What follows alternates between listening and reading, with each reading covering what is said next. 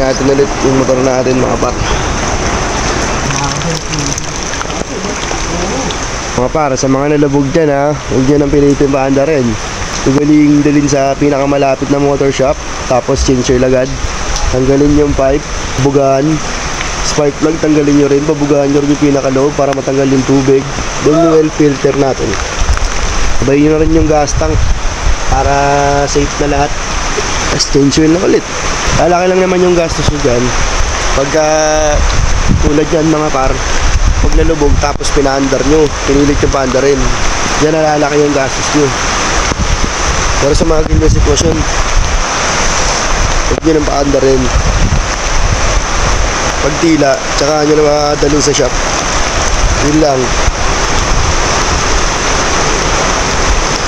Pero yung pagtila, mukhang hindi pati tila eh. Putangin. Nabewang na yung tubig ang puta.